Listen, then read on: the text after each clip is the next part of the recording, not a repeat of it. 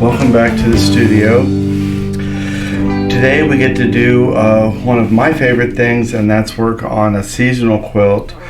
And when I say favorite seasonal quilt, for me that means Christmas. I just finished this last week, and I'm in the process of trying to get a bank of videos ready because we're going into the busy season, and I have just a lot going on at the house as well. So I'm trying to get a little insurance policy, a little bit of a bank built up. So we're going to go ahead and quilt this, and it should be a fairly simple process. This was all the raw edge, laser cut and pre-fused applique. It was a kit from Applique Elementz. And then I put it onto the plaid background, but because I didn't want to try sewing and messing up the seams, I appliqued the center block onto the plaid so that I could get it right on in the lines. It was just a little thing I wanted to do. You certainly wouldn't have to do that. I also have some white lines marked on the grid because when this quilt is finished, there's only going to be 3 rows of the squares all the way around the quilt. So I have 2 rows over here and 1 row over here that's all going to be cut off. But I want to leave that for the trimming process so I can get it exactly about 3/8 of an inch outside. So hopefully the binding will match up right with the squares. We'll see how that works. So I'm going to be using isocord thread in both the top and bottom. I'm going to be using green. There's a lot of green in the border, in the center. The background that I chose is a really beautiful fabric I just purchased. I would almost call it like a men's shirting fabric. White with a little tiny green, I think it's like a little hash mark. No, it's like 4 little circles, dots that make a diamond. Anyway, I really liked it. I like it with the fabric, and so I'm going to use a green isocord. Hopefully that'll show up during the quilting process. And the quilting design today I'm going to be using is called Merriment. I don't believe I've used it for anything before, so I'm happy about that. And it's an 8.5 inch design. And many of you have heard me say this before. When I got my IntelliQuilter, I went through the entire library and I changed the name of every design so that it included the height of the design. Early on when I was doing the videos, I didn't understand the difference between row height and pattern height, and I was using the pattern height as what I thought was the row height, but I've since been corrected.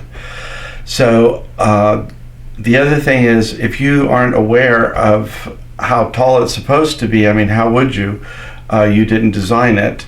You could bring it in at a much larger or smaller scale than it was intended, and I did that on quite a few designs. So that's why I add the height. So on the screen it will say Merriment 8.5, which is the intended height of the design. It's all a learning curve, right? So I'm going to go ahead. I have the backing already loaded, which is this plaid again, and I have my batting on there, and I'm going to just go ahead and load this thread. I've already oiled my machine. I'm going to be using a different foot today. I have cleaned and lubricated everything, so I'm hoping for smooth sailing. I think this quilt will only have about 5 rows, so it really should go rather quickly. And I am going to use panto sequencing because I think for bang for your buck, I think it makes the easiest flow of getting a quilt finished. So let's throw this onto the machine and we can get started. Just like that, we have the quilt top on the frame. Let me tell you what I do. I used to pre-baste all 3 layers upstairs and then just attach the top of the 3 layers to the take-up leader, and then I would either attach the top at the bottom or not, but I would do the backing. But what I've started doing lately, which is just a little bit quicker, is I attach the backing to the take-up leader, and I will put the batting on the backing. Sometimes I'll use a little bit of spray basting to hold it into place while I'm getting the top on. But before I put the top on, I will baste about 2 inches away from the top of the backing. So the backing goes all the way to the take up here, and the machine is about 2 inches away from where the needle is to the back of that. So I will just run the machine in the basting function straight across, and I will use that thread line to position the top of my quilt, and then I'll go ahead and baste the top down, and that way I know that the head of my machine is safe from any pins from where I attach the leader. And it would be the same if you used zippers or snap tools of any kind. You still don't want to sew over those, so that barrier gives me that space. And now my quilt is ready to go ahead and open the program. Again, I'm going to use Merriment. That's the quilt design. It's 8.5 inch, so we're going to go ahead and load that now. I have to get that back into position. I should make sure that we're still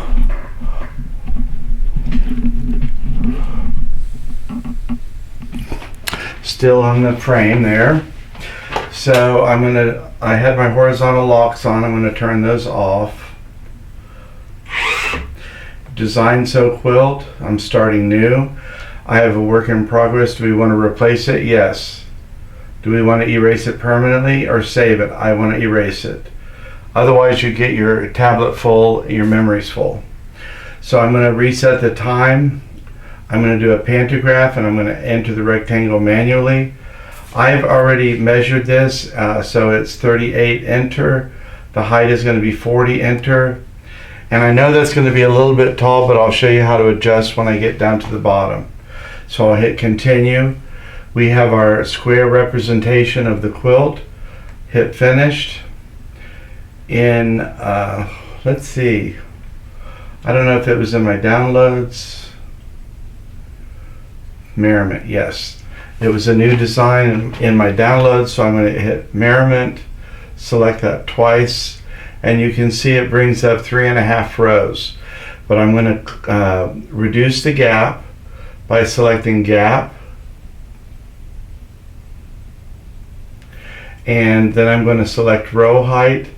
But what I'm really looking for is the pattern height. I want to get this from 13.187 down to around 8.75.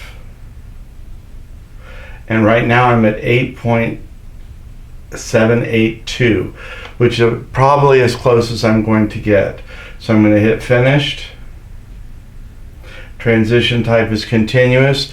That means when it sews off of the quilt, it's just going to keep sewing until it comes back on to complete the design. I'm going to accept. I'm going to hit sew quilt, selecting the first pattern, which should be just a tiny bit of nothing. I'm going to hit continue, select Panto sequencing, and I like to alternate. So if I sew left to right, the next row is going to be right to left, and I don't have to keep moving back and forth. And I want to tie off at the end, and I want to do the whole quilt. So now the whole quilt is sequenced. You can see every other row is a different shade of green. On the screen, I'm not going to be changing the thread color. I'm going to keep just one color green, but I'm going to hit sew quilt, and it's at the beginning of its first start point, and so I'm ready to sew. It has pulled up the thread, which I'm going to pull to the side. I'm going to manual, and I'm reducing my speed. My speed up here is 1/8, and my dial details is at 1/4, which is what I've always been taught to run the machine at, whether I'm reading a book or from other people who use the system.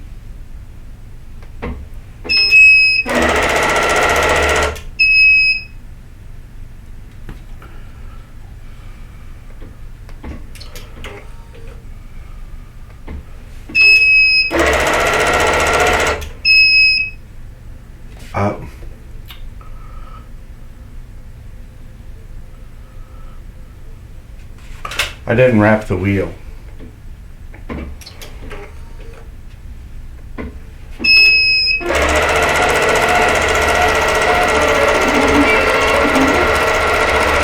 Most of what it's sewing right now is going to be trimmed off, but I'm going to go ahead and reposition so you can see the quilt and the tablet. I don't have as wide a backing as I normally have because I was just using the width of the fabric rather than making a seam, so I may have a little bumping with my clip here. But I'm already at the start of row 2, which is really the first full row. So I'm going to go ahead and hit start.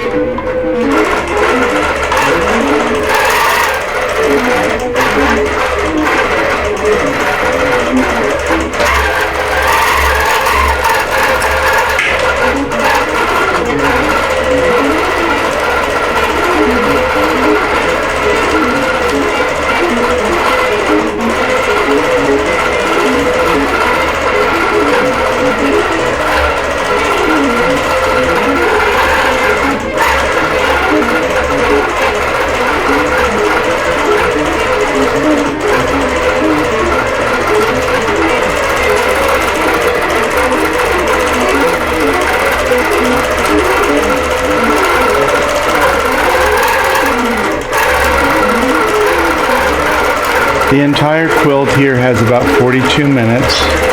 That's for every row. That doesn't include any time it takes for me to roll up. I should only have maybe 2 roll-ups for this small quilt.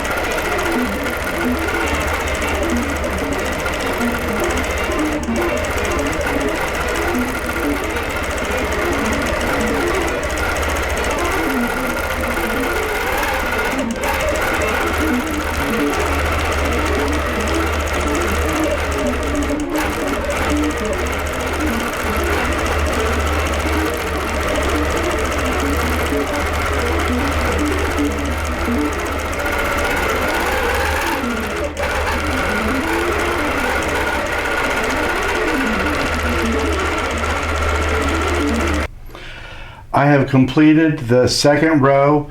I'm back on the left side. I believe we have enough room to do the next row without rolling up the quilt. So I'm going to go ahead and hit start. And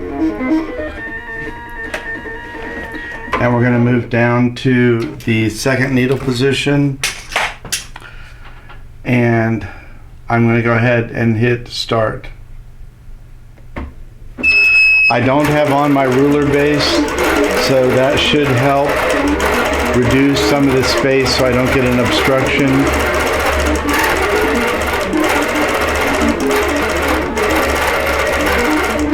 But after this row, I will have to roll up and realign.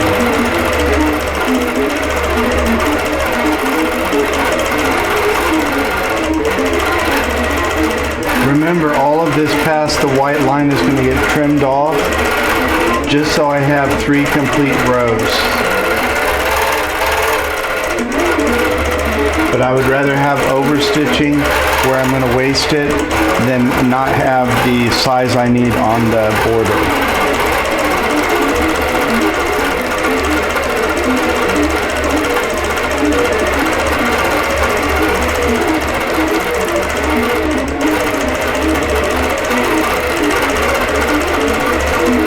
I really enjoyed the green thread I'm using.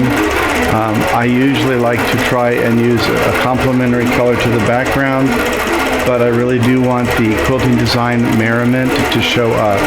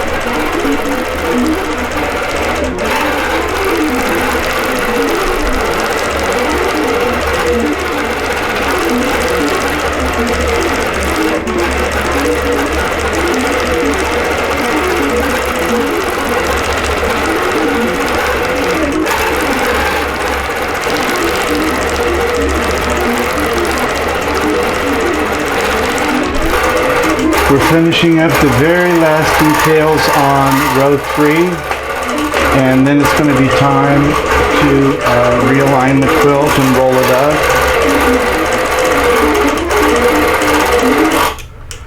So I'm going to go ahead and do that next.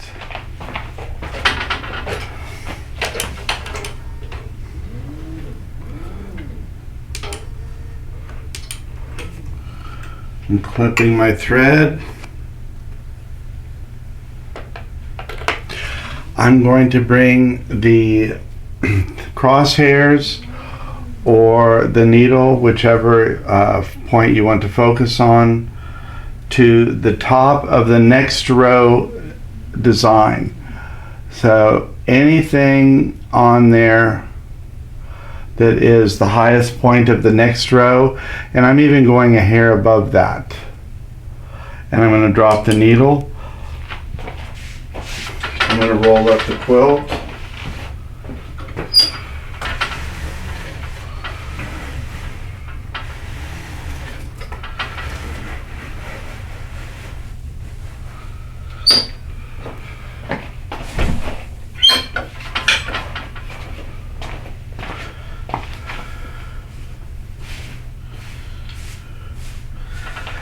You can see I floated this because it was small, and I'm going to realign, but first I'm going to go ahead and get the wrinkles out and base the edges. When I rolled up, I was paying attention to the next row that I'm about to quilt, and I had my needle position at the highest point. But when I realign, that's not what I'm going to be paying attention to. But before I get there, I want to go ahead and baste the edges of the quilt. So I'm going to pull up the thread, and using my basting stitch, I'm just going to go around the perimeter.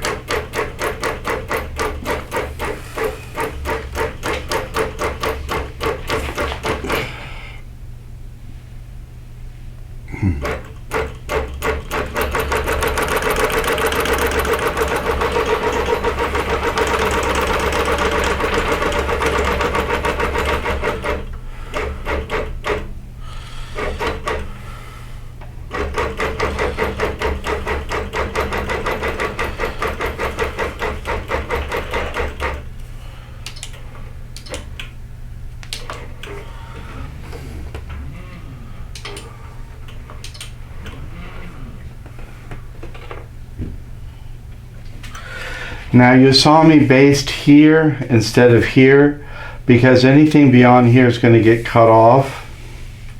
So I'm going to go ahead and hit my realignment now.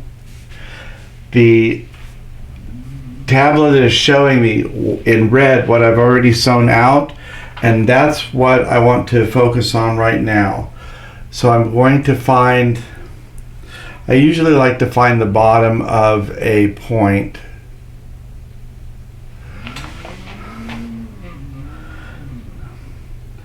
So I'm going to find the bottom of a leaf. I'm going to put the needle over the bottom of that leaf that I've already sewn, but I'm going to go ahead and select it on the screen so that the computer knows where I'm actually at now.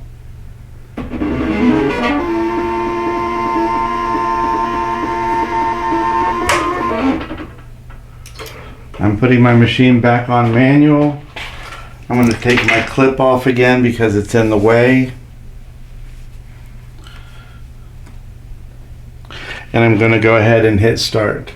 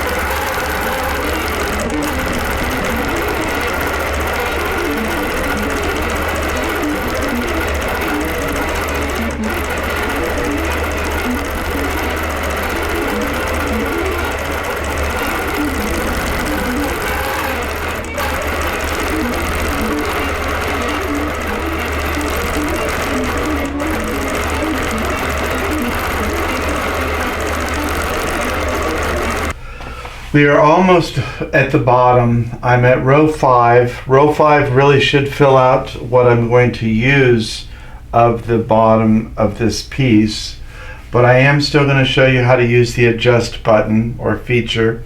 So I'm going to go ahead and hit start and get row 5 finished.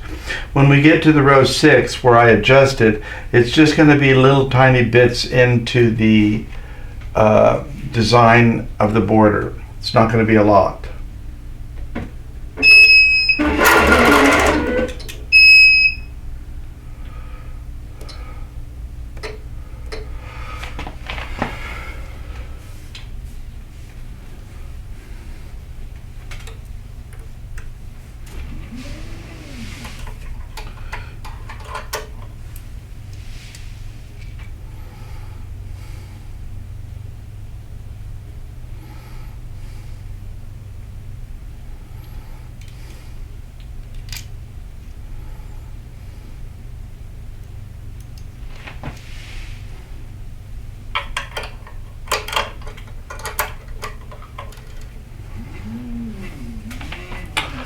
Okay, where were we?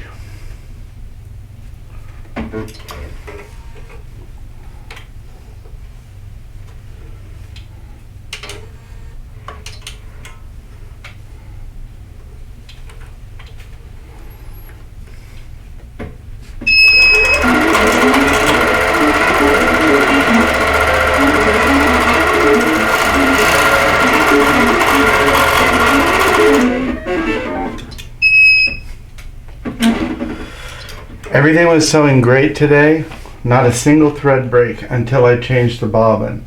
And now the bobbin has broken like 5 times, so I may just change out the whole bobbin and see if that remedies. If this continues to sew with no problem, I'm just going to throw that bobbin away that was causing the issues. I'm not going to try and figure out if there's anything else. I'm just getting rid of it. They're too inexpensive for me to worry about. And so far it looks like it's sewing nice.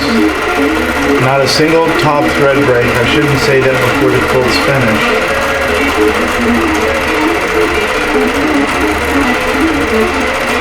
And remember, all of this is getting trimmed off.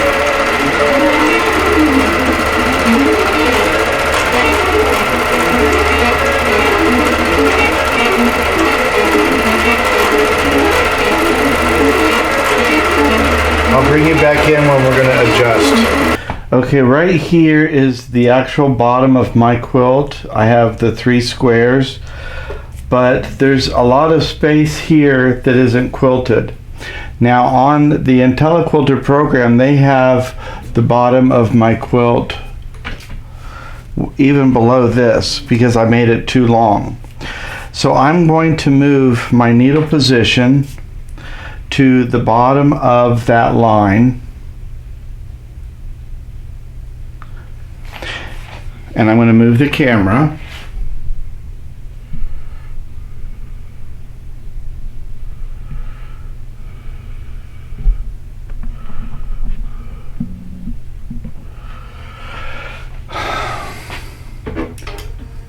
Now I'm going to adjust. You can see where the crosshair is on the screen. My needle is where I need it to be for the actual bottom. So I'm going to touch the bottom dotted line and I'm going to move that up. And as I move it up, you can see it's erasing all of the quilting design below that. So I'm going to hit finished and then I'm going to hit restart and go over to the start of 6. Which is somewhere here.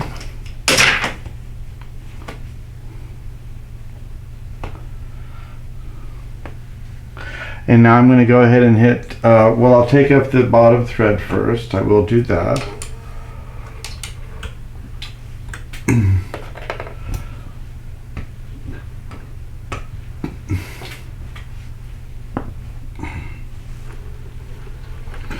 So now I'll move the camera so you can see again.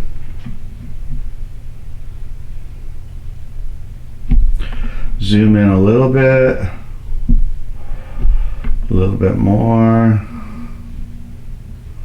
And you'll be able to see how it fills in the spot.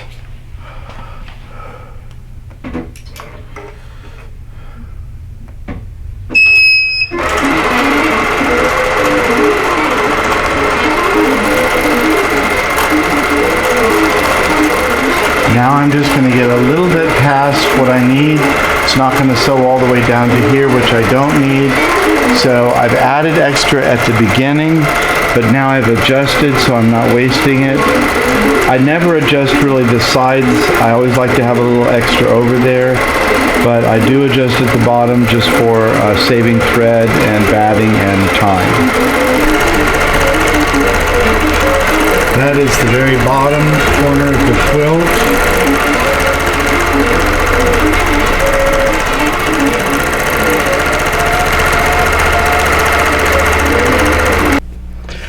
I have all the quilting done. Now I still have my chalk lines on there. I'm going to take this up to the cutting table and I'm going to cut 3/8 of an inch outside of my chalk line. That'll give me a room for my seam allowance for the binding, and I'm going to go ahead and cut that, and I'll show you what the trimmed quilt looks like. So I've got it trimmed up.